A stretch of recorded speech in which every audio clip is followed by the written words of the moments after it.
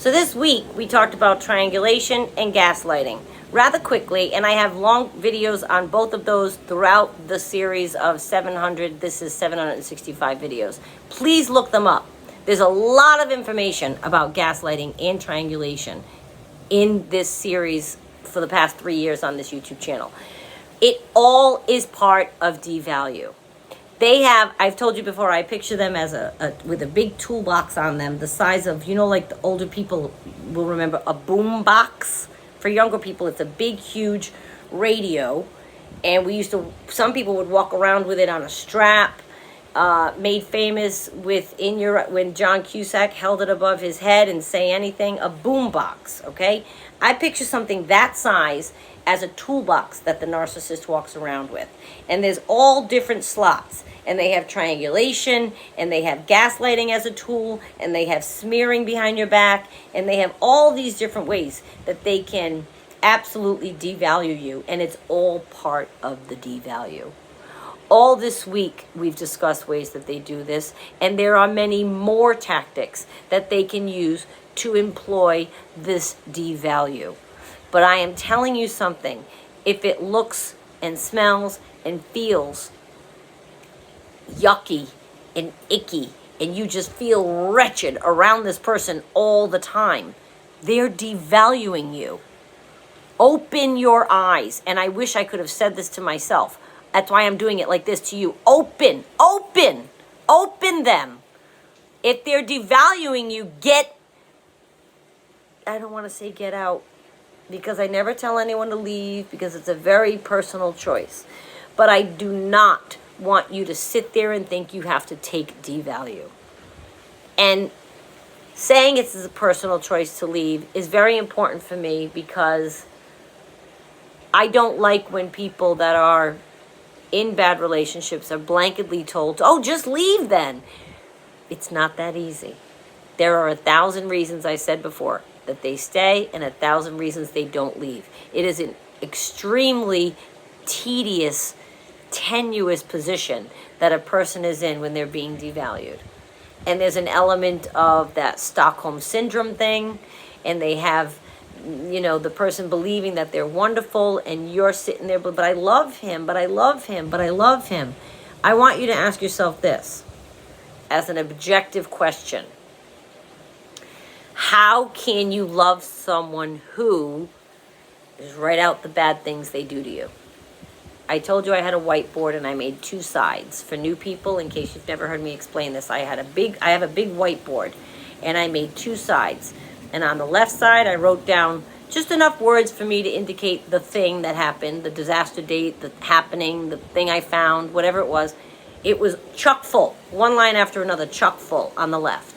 And on the right was prose.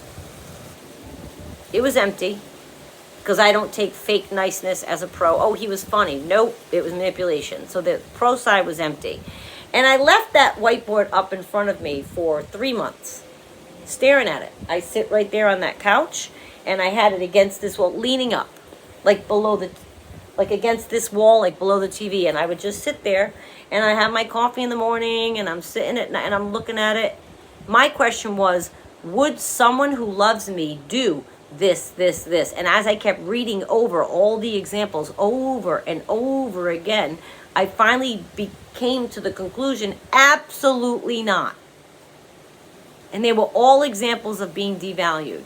And I came to the conclusion, which finally made me, you guys, I always try to tell you when I turn a corner,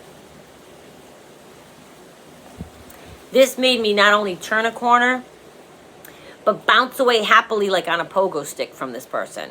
I thought, oh, absolutely, none of that is love. None of that speaks love. None of that is anything I ever want to be anywhere near. It was devalue after devalue after devalue. And the more I sat there staring at that board, the more I was in shock that I let so much devalue happen. And the me today is completely shocked. But I'm glad it happened, because then I started this channel. I never regret my journey. I've told you that many times. And I don't want you to either, because maybe you learned invaluable lessons during that. Maybe you've learned now that you would never accept that again. Maybe you've woken up. I had to wake up to people that exist on the earth this way. I did not even know that there were people on the earth that existed this way. I assumed going in that everyone was trustworthy, that everyone was nice, people were good. I'm not saying I watch crime shows. I know that there are, but I'm saying in the world of love and getting to, I just assumed if they were telling me something in love bombing that it was the truth. I know.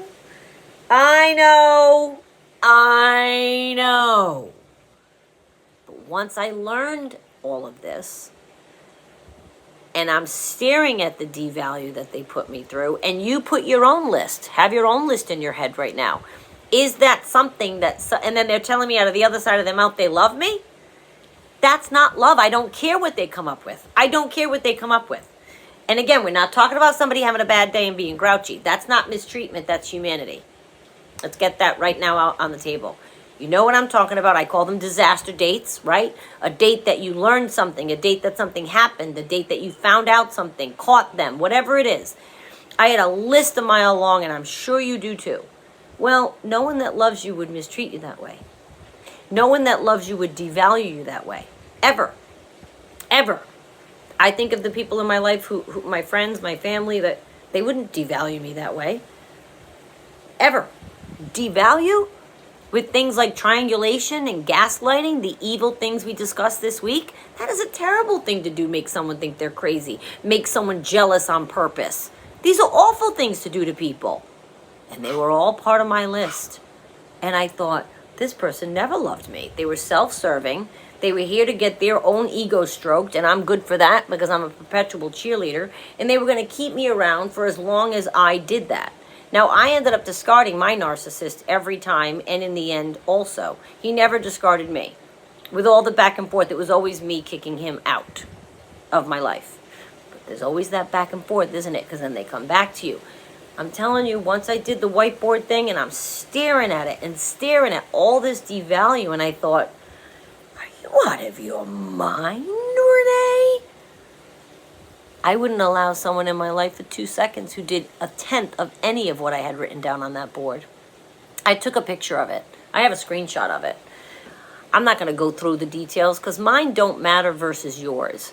If you have any list of anyone doing the things we've discussed this week to you, I want you to look at that relationship again. And remember, the person can be family, friend, business partner, romantic partner. It doesn't just have to be a romantic partner. Narcissist comes in all forms, and they triangulate, gaslight, and devalue all different kinds of people in all different kinds of situations.